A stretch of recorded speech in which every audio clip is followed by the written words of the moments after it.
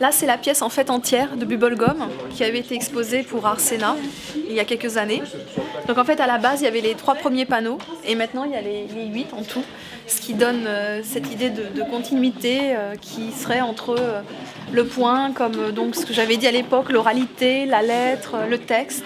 Et là, on a une espèce d'écriture qui s'écrit voilà, sur le sol et qui pour moi est comme... Enfin, l'idée, c'est que le chewing-gum, en fait, était le dernier déchet de la parole qui deviendrait une lettre sur le bitume et le bitume deviendrait une espèce de page originelle où s'écrirait à nouveau une nouvelle histoire.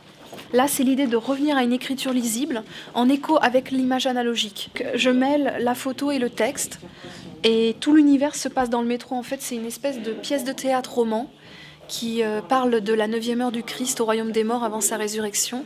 Et donc tout l'univers se passe dans le métro comme un lieu de passage, donc une forme de station christique. Donc je raconte l'histoire de l'accomplissement de son destin. Et l'idée, c'est que dans le métro, je détourne les signes du métro au profit de ce texte. Donc il y a une espèce de poésie qui se mêle entre l'image, le texte, après il faut lire. Là, le format représenté, l'idée c'était de créer une espèce à la fois de visibilité et d'illisibilité qui fait écho au braille que j'avais fait avant. Et voilà. En fait, c'est un jeu de mots aussi sur l'écriture de lumière et la lumière sur les écrits. C'est en fait, dans le texte, c'est donc le Christ qui s'intéresse sur la disparition de Judas. Qu'est-ce qui est devenu Judas? Parce que lui, il ne sait pas que Judas s'est suicidé.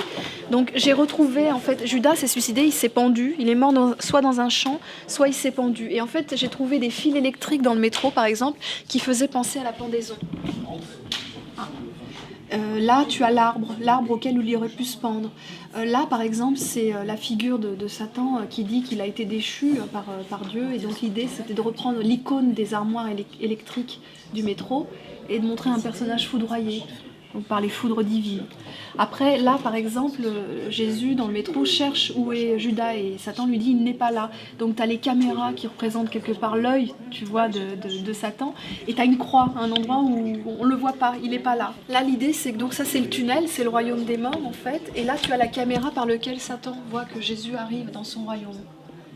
Et donc en fait tu as la promenade, bon là tu as le visage présumé que j'ai trouvé par rapport à cette figure. Et l'idée c'est que graphiquement je voulais reprendre ma technique, en fait mes poinçons c'est l'écriture blanche sur fond noir et je voulais garder ce côté d'écriture blanche sur fond noir pour toujours avoir quelque chose qui vient de loin en fait.